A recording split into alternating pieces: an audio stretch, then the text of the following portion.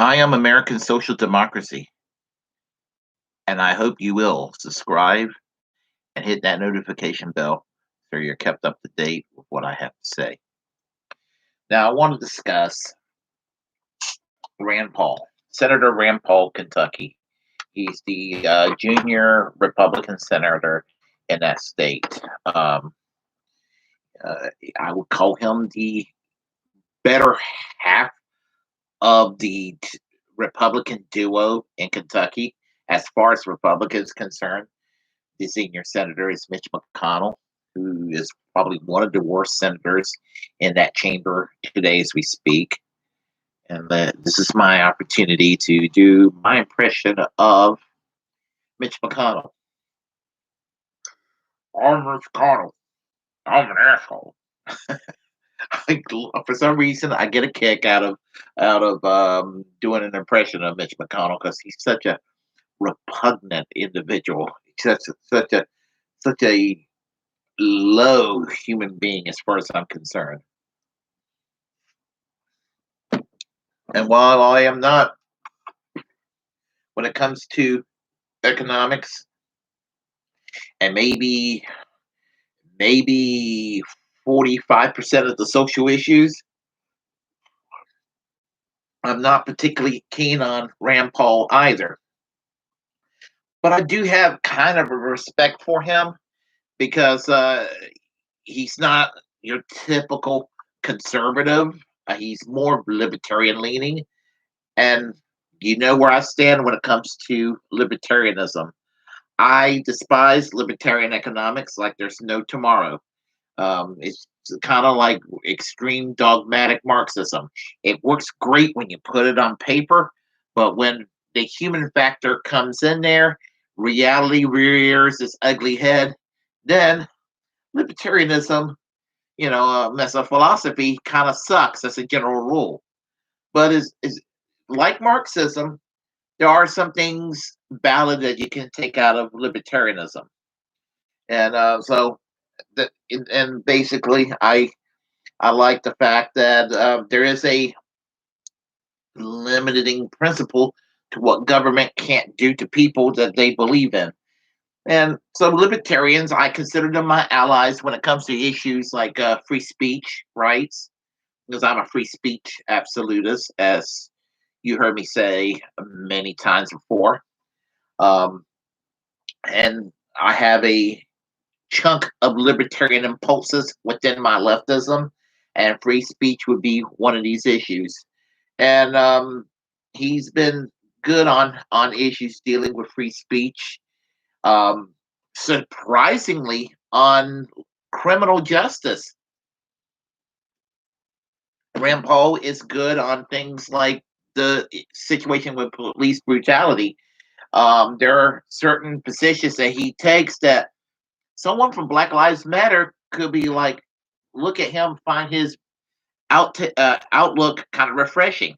He opposes the militarization of local law enforcement, for example, and he has addressed police brutality in the past, along race lines. So, in that regard, again, I consider Rand Paul an ally when it comes to things where libertarians and progressives where they kind of overlap on foreign policy. That's probably the best thing about Rand Paul is that Rand Paul is a vocal opponent of military police action around the world. He wants to return the troops home. He's addressed the problems of the military industrial complex.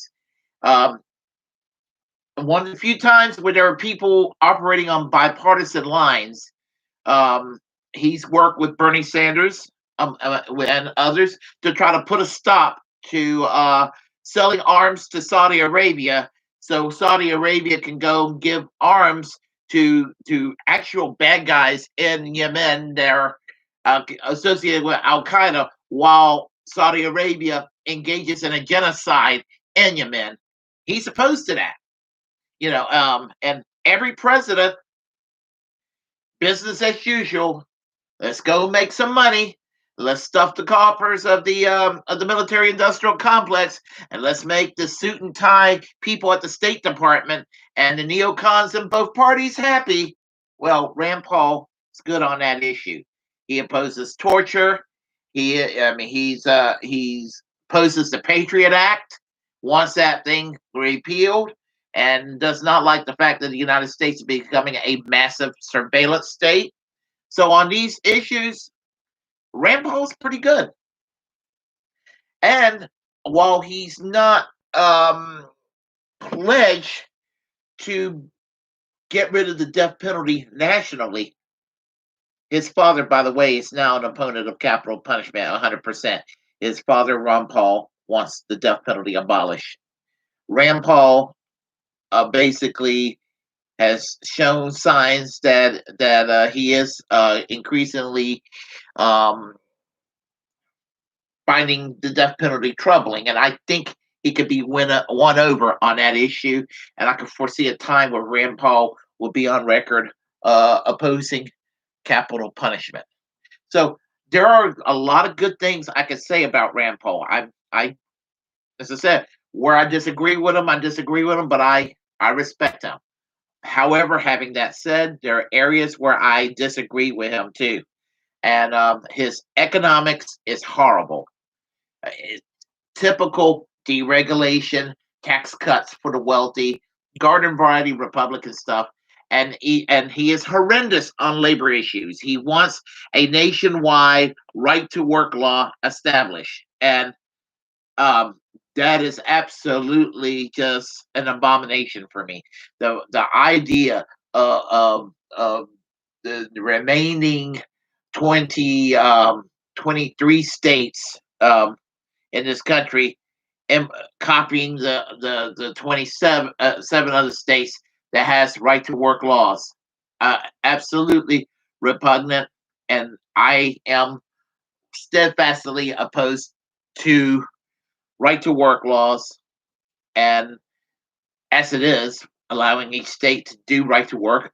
But I am very vocally opposed to a nationwide right to work law because unions are almost non-existent at this point.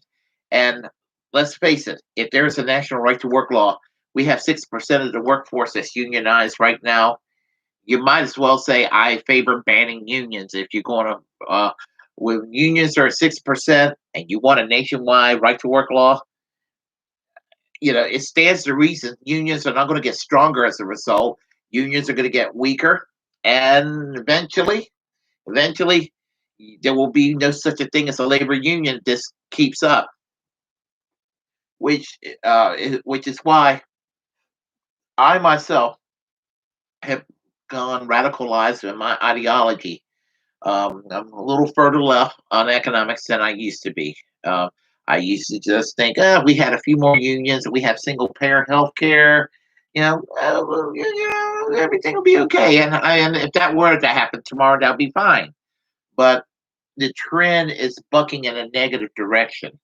I mean, even during the Obama years, you would think that the unions would have been a little bit stronger. They actually gotten weaker because of SOBs like Scott Walker as the governor of Wisconsin, and governor of Michigan, and the governor of Indiana, and putting in right to work laws. So I think West Virginia and Rand Paul's Kentucky ended up with right to work laws. Matt Bevin, as the governor of Kentucky, was a horrible man too. One of the worst governors around. And I was happy to see him defeated recently. And I am ranting on point. Let me get to what I need to discuss. Rand Paul. Rand Paul had COVID when the COVID virus came out last year. I think he was one of the earliest people to get in contact with COVID as far as our elected politicians are concerned. And he's kind of recuperated.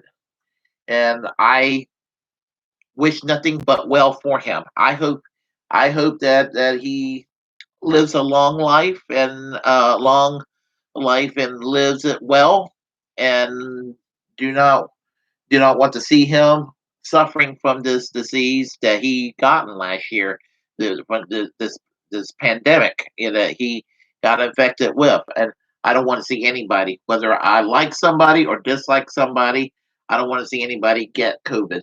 And thank heavens, I did not get COVID at all. And hopefully I will not. But let me talk about the COVID virus itself. The pandemic that came out, I guess it started in 2019, late 2019. I guess that's why it's called COVID-19. And the uh, the, the damage, the permanent damage it does to your personal health. I mean, the effects. I mean, it's like the older you are, the more susceptible you are to getting it. We all know this. The more out of shape somebody is, regardless of age, the more susceptible they are of getting this disease.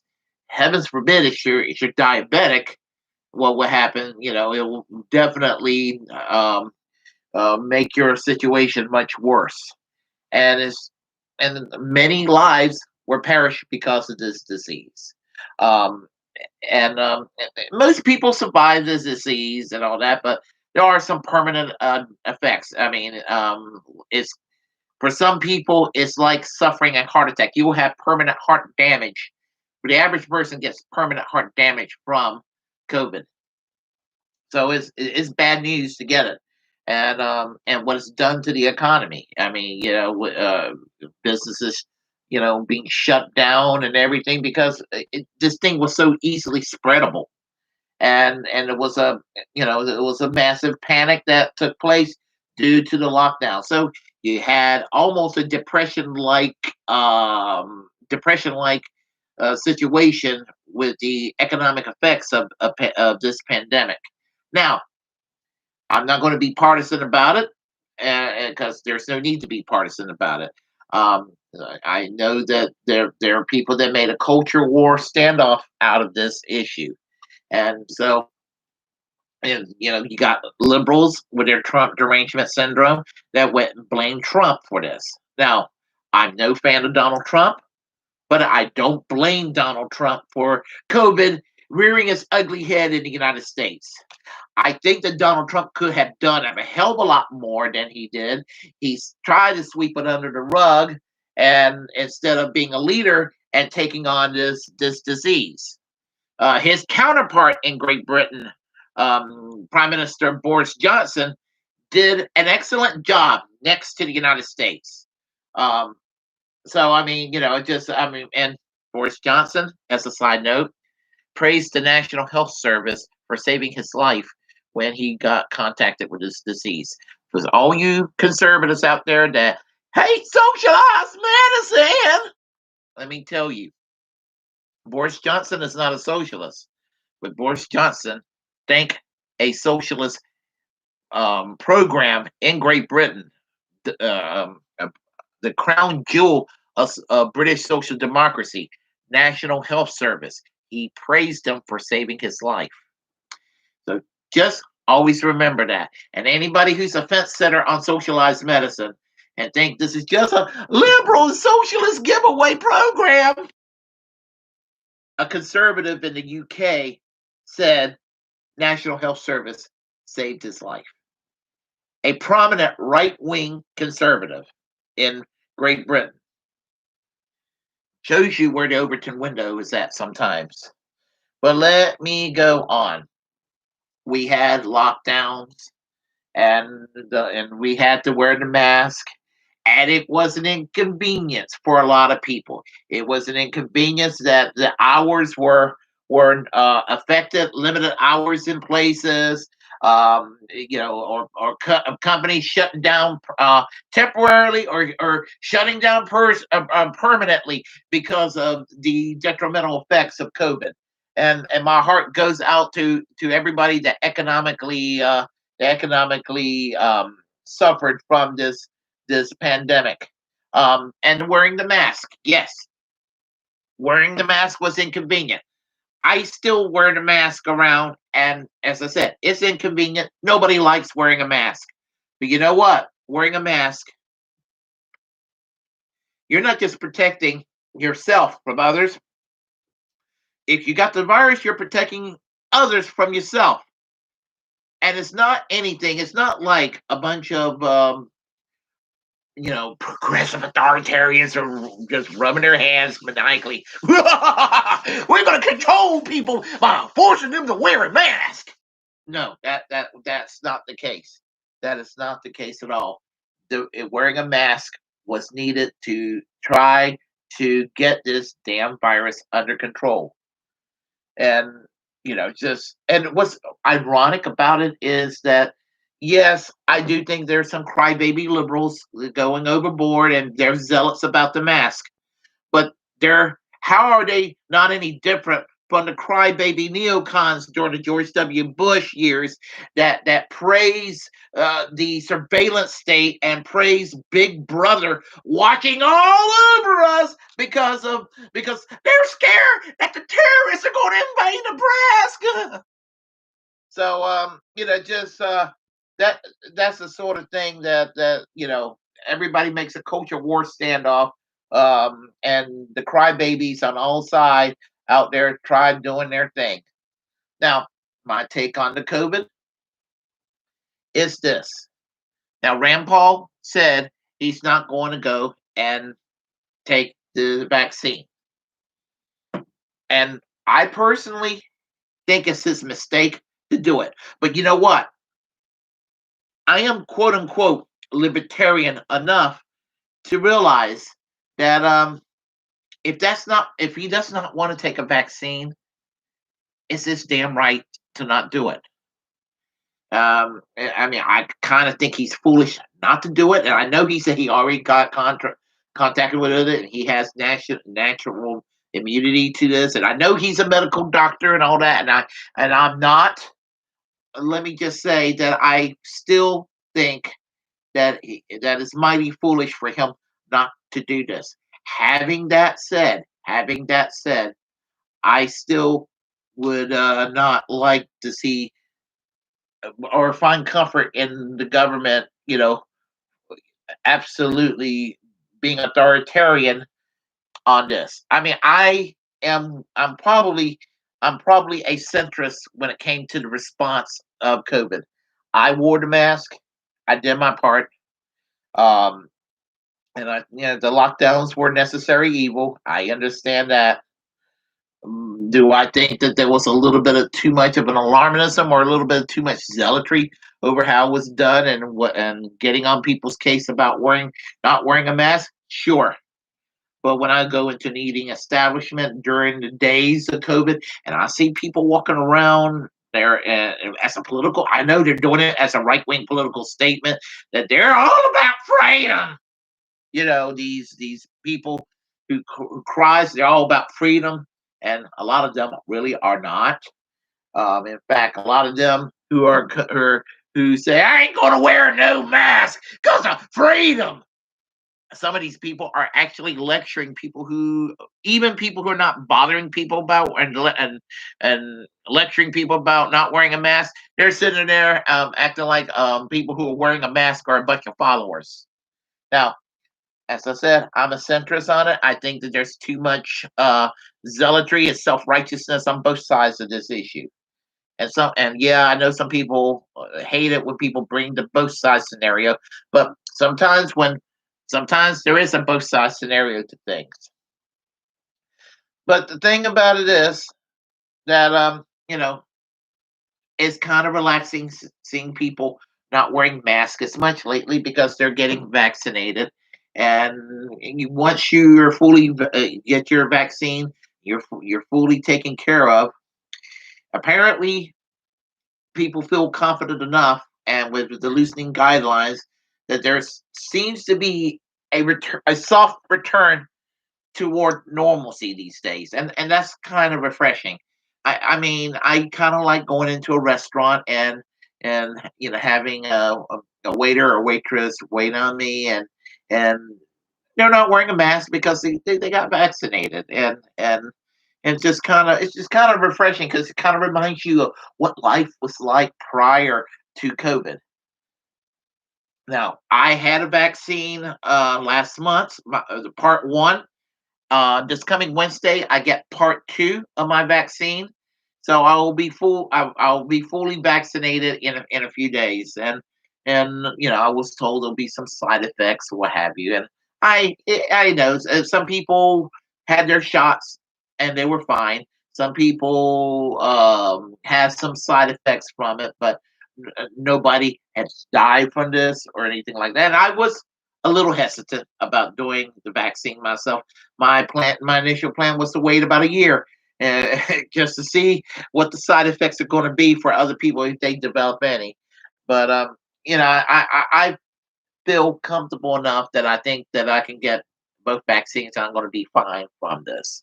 So my advice to each and every one of you, and as I say, I speak this as a centrist on this particular issue. Um, I think you're you're better off to wear a mask than not to wear a mask. But I'm not going to sit there and lecture you if you don't wear a mask. You're better off if you want to go get yourself vaccinated, but I'm not going to go and lecture you if you don't. But thing about it is, I still would encourage you to wear the mask. I would still encourage you to get yourself to get vaccinated. Now, the positive thing about this vaccination on an issue where I'm not so centrist on an issue where I stand my ground uh, is that this vaccination program looks pretty successful right now. More and more people getting vaccinated, things are getting back to normal. And this is sort of you can almost look at this as the first wave of what is going to be like under universal health care. And what I mean by that is, whether this universal health care ends up being the national health service like it is in Great Britain, which is what I want, or if it ends up being like Canada's Medicare for all system, basically national health insurance, or the hodgepodge, slightly more improved version of Obamacare, which would include a public option in the guise of taking our current Medicare system and lowering it down to the age of 50, or having a special program where you can buy into a health fund from the public government, from the public sector, if you don't want to use private insurance, one or the other. This is the first trial run at universal healthcare, if universal healthcare happens in my lifetime. And as I said, I hope to see universal healthcare happen. And the fact that we did not create universal health care under this crisis is a crime in itself. Needless to say, with regard to Rand Paul, as I said, I wish him well, and on the issues where he's good at, I hope he's successful in being anti-interventionist and favoring, you know, criminal justice reforms that will seriously crack down on police brutality and other issues pertaining to civil liberties. On the economic issues, yuck. He's actually slightly worse than the average Republican on economics. But regardless, I say I wish him well, and I wish he would get vaccinated, but that's his choice. So there's that. If you like what you heard, press like and comment.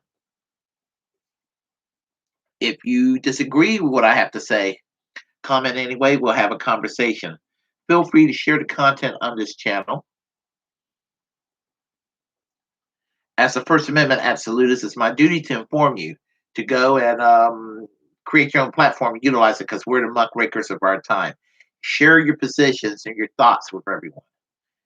And hit that notification bell, hit that subscribe button. And until next time, I'm going to finish up this beer and go to bed.